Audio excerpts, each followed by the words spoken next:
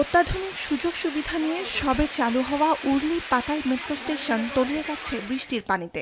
রাতভর মুষলধারে বৃষ্টির পর এমনই পরিস্থিতি ভারতের বাণিজ্যিক রাজধানী মুম্বাইয়ে। মহারাষ্ট্রের প্রাদেশিক রাজধানী শহরটিতে একদিনে 295 মিলিমিটার বৃষ্টিপাত রেকর্ড করা হয় সোমবার।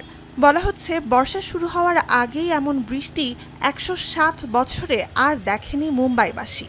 টানা ভারী বৃষ্টিতে দুদিন ধরেই বিপর্যস্ত গোটা শহরের সড়ক যোগাযোগ। বৃষ্টিতে রানওয়ে তলিয়ে যাওয়ায় ব্যাহত হচ্ছে ছত্রপতি শিবাজী মহারাজ আন্তর্জাতিক বিমানবন্দরের কার্যক্রম। 3 বার বন্ধ করা হয়েছে রানওয়ে, বিঘ্নিত শতাধিক ফ্লাইট।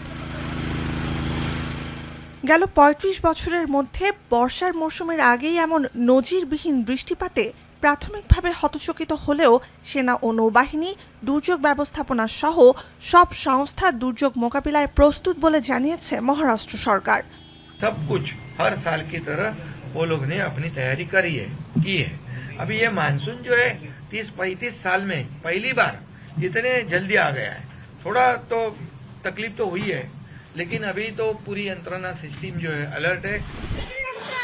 এদিকে দক্ষিণের রাজ্য কর্ণাটকেও চলছে ভারী বৃষ্টি ও বজ্রসহ ঝড়। রাজ্যে 5 দিনের জন্য সর্বোচ্চ আবহাওয়া সতর্কতা জারি করেছে আবহাওয়া বিভাগ। মঙ্গলবারও রয়েছে 200 মিলিমিটার বৃষ্টির পূর্বাভাস। কেরালাতেও ভারী বৃষ্টির প্রভাবে বন্যার সংখ্যায় 11 রাজ্যে রেড অ্যালার্ট জারি রয়েছে। গোয়া সহ 4 রাজ্যের উপকূলে জলোচ্ছ্বাসের সতর্কতাও জারি করেছে প্রশাসন। তামিলনাড়ু, অন্ধ্রপ্রদেশ, পশ্চিমের রাজ্য গুজরাটও কাবু দুর্যোগপূর্ণ আবহাওয়ায়। এদিকে সাইবার হামলার শঙ্কায় আবহাওয়ার তথ্যে প্রবেশ সীমিত করেছে ভারতীয় আবহাওয়া বিভাগ।